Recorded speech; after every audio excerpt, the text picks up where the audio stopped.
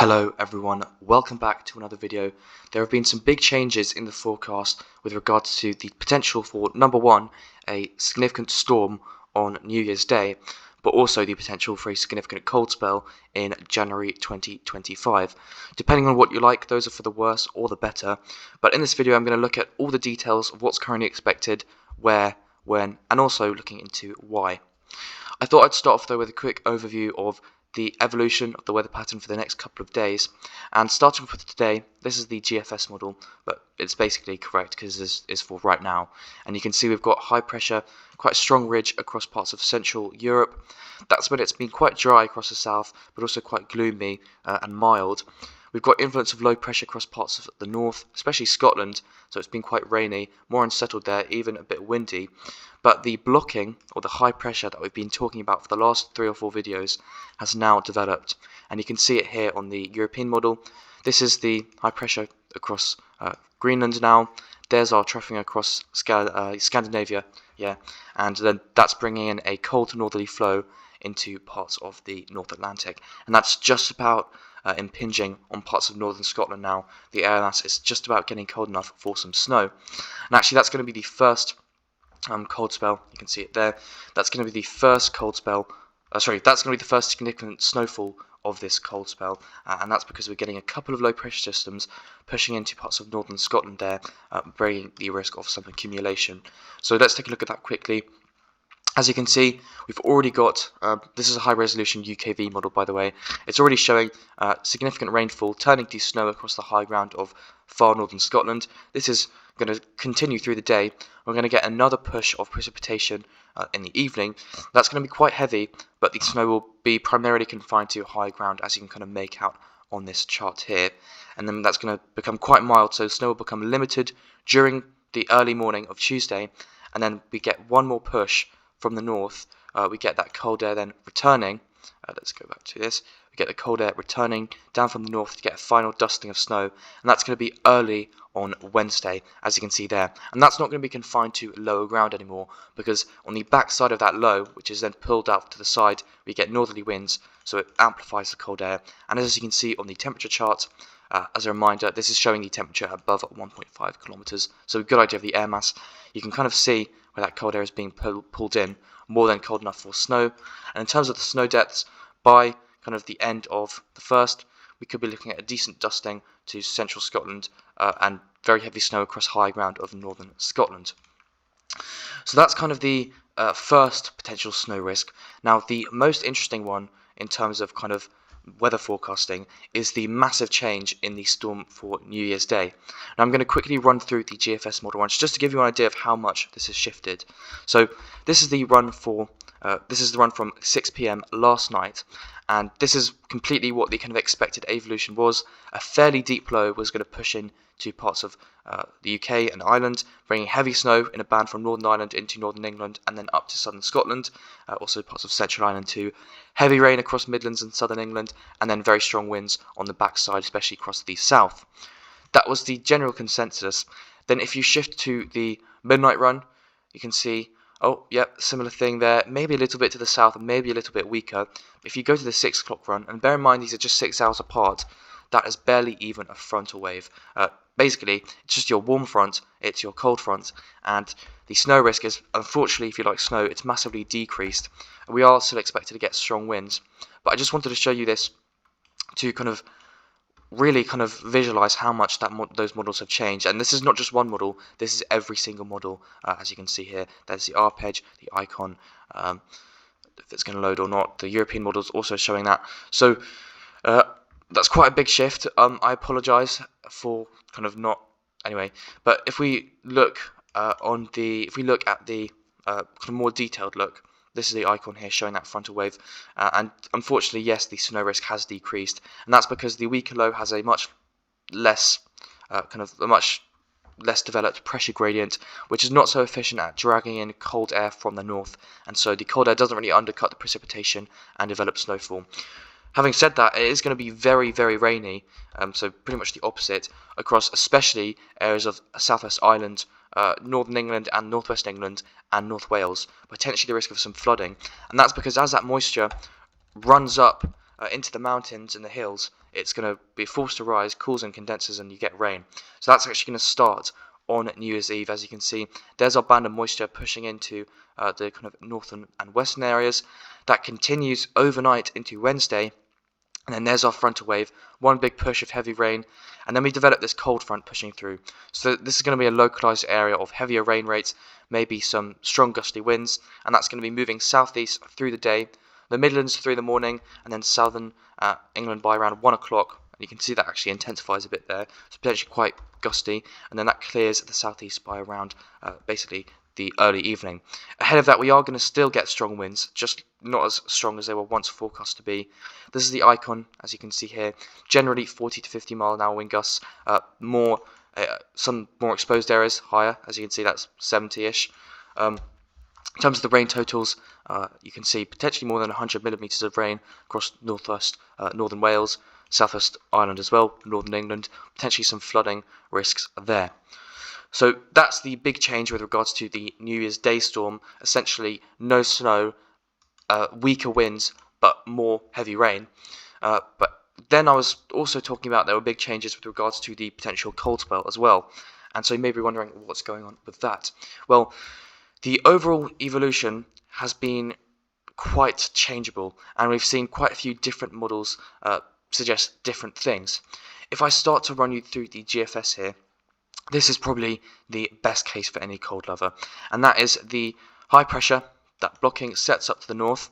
Following the passage of this low on New Year's Day that we talked about, all of the UK then gets brought into the cold air mass. This is high confidence, by the way. This will happen. We are expecting all of the UK by Thursday to be feeling very chilly, with the risk of light snow showers across the northern and western coasts, and that's what this UKV model was showing.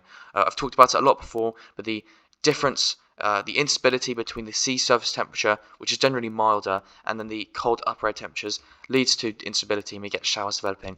So you can see Northern Ireland, parts of Ireland, Northern Scotland's the main one, and then maybe the East Coast. By Thursday, could be seeing some light snow showers.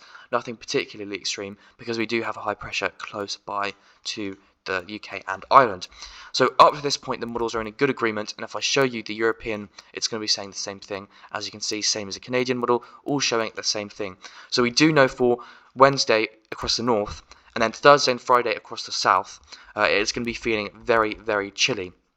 Now this is where things start to diverge, because as the GFS model shows this high, it drifts down to the south and weakens into a ridge, so it will still be feeling cold, but we then get a renewed round of warm air advection across the western Atlantic, and that really redevelops this blocking, and over the next few days you can see it strengthen to be quite persistent, and then, yeah, look at that, almost 1050 millibars over Greenland, and then what that does is essentially reinforce the cold air, but this time we get a much stronger push of cold air, and that all occurs through the period of the weekend, so it's going to be quite an interesting few days with regards to the weather patterns there.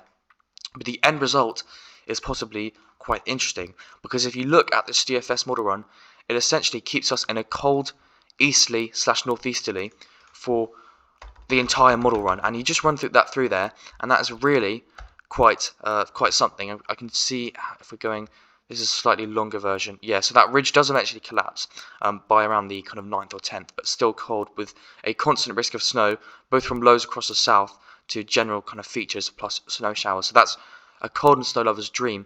The 0 o'clock run, the midnight run, was even probably more so.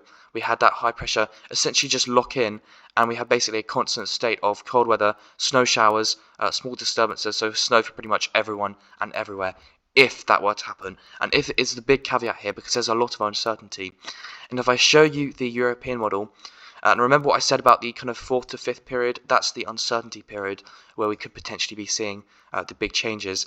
And if you compare the GFS and the European model, this is quite a big change here. Instead of the GFS, which redevelops the blocking, and then we get push for the northerly, the European actually brings in a low pressure system into the UK and Ireland like this. And that does bring quite a significant snow risk for especially northern areas, as you can see here. This would be a decent snow event if it were to occur. But it does also reintroduce milder air and also it suggests that the blocking is a lot weaker. And eventually, it does redevelop that cold northerly wind on the 7th and 8th, and we get another snow event across the Midlands, as you can see there. That will be quite significant on the 8th and 9th.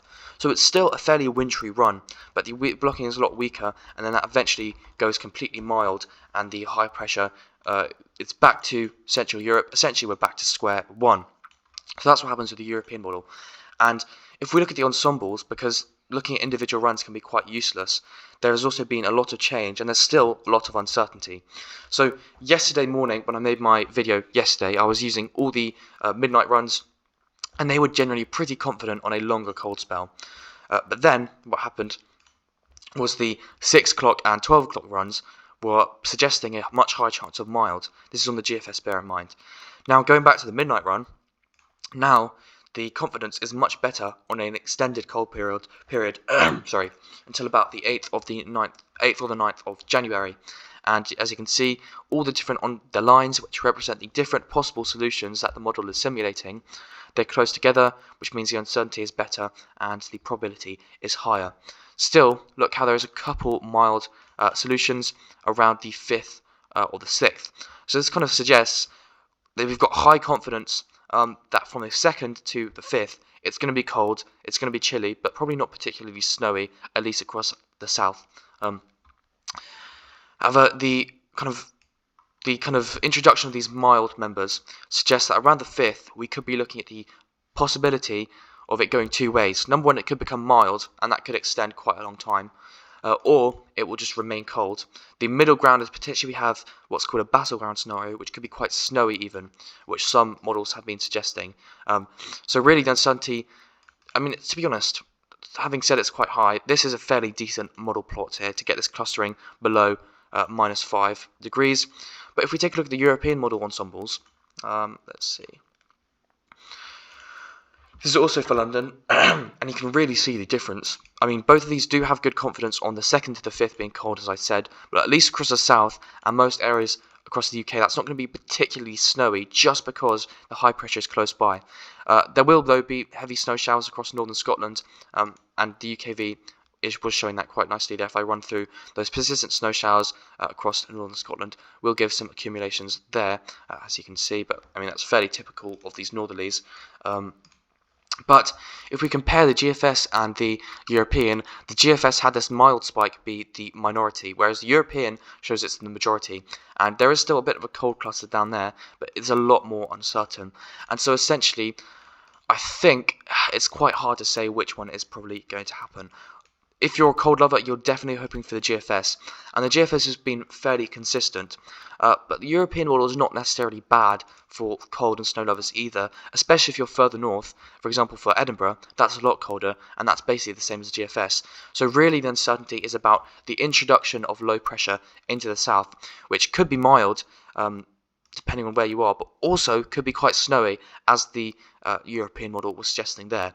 The middle ground, which is perhaps the best case, is the Canadian model, which still shows our high pressure developing to the north, get a big high, a push of northerly winds, so cold air is in place, but we also get the low pressure being just strong enough that it can push in and bring heavy snow to the south, and that actually happens a couple times on this run. As you can see there, it happens again at the end. So and also note, we're still in a kind of cold, unstable northerly with continued snow risks. So I think, to be honest, I'm going to go out and say this now, for northern areas, the cold and snow is just about locked in for now, until around the 7th or the 8th of January. For the south, it's a lot more uncertain. One of the reasons for that actually is because we've got this big Arctic blast occurring across America. We're actually getting a section of the polar vortex splitting off, and you can see that there. That is fully extreme. Unlikely to get stuff like that happening in the UK, but potentially that's going to reinvigorate the jet stream around the... So if this happens around the 5th or the 6th, that's going to reinvigorate the jet stream over here because of that temperature contrast, and potentially set up a fairly active Atlantic, as you can see there, over the next few days. The big question is, and that will be occurring from the 6th to the 7th, the big question is our blocking across the northern latitudes enough to hold that off? Yesterday I was leaning towards no. I thought we were going to get an introduction of mild, and I think the European model still shows that. Let's see, I don't know if it's going to load or not. Yeah, so here we go. So you can see there's our Arctic blast around the kind of 4th or the 5th, and then that does start to invigorate the jet stream, just kind of running through a bit funny there. But you can see we get those low pressure systems developing, and that is eventually what brings the mild air back to the south of the UK and Ireland. You see the north still has it even quite far into the future, that's why I said locked in. Whereas the GFS, again, does actually manage to hold off the block, and I mean part of some of the low pressure systems are actually forced up north, bringing more warm air advection and making our cold spell last longer. So really, that's quite hard to say what's going to happen across the south from the 5th or the 6th onwards. I am, however, cautiously optimistic. I think the signal for high pressure is quite long, and if you get what the GFS is showing, where you get high pressure like this developing across Greenland and the North Atlantic, that's pretty much a lock, as in it takes quite a lot to stop this pattern for occurring for generally like at least a week. I mean, of course, it has to change eventually, but generally, as you can see, it remains pretty constant for a fairly long time. We start to get that collapse down on the end of this run, but I mean, there's not really much point looking at that. So anyway, that's a general summary for the next few days. Quite a lot to talk about. Less of a storm on New Year's Day, still rainy and windy. Then we have high confidence on the kind of 2nd to the 5th being cold and snowy cold for everyone in the UK and Ireland, snowy for northern coast, especially Scotland. Then the 4th and 5th becomes uncertain. Right now, I'm marginally favouring a colder period across all of the UK from the 5th until the 9th. What's equally possible is that the south of Ireland, England, Wales becomes more mild and unsettled during kind of the 5th to the 9th. That's equally possible, with the possibility of significant snow on the northern edge of wherever those lows meet. But Northern Ireland, Northern England, and basically all of Scotland is approaching a high confidence of a cold spell for basically the first week and a bit of January at least. So I'll continue to do updates. I'll do one until, like I said, I will do one on the 2nd, but I can't do any on the 3rd, 4th, or 5th. So hopefully I'm not missing out on anything exciting then. But definitely a lot to talk about, and probably the best hopes of a cold weather spell since around December 2022. So anyway, thank you very much for watching, if you've watched this far, and have a great day. Bye-bye.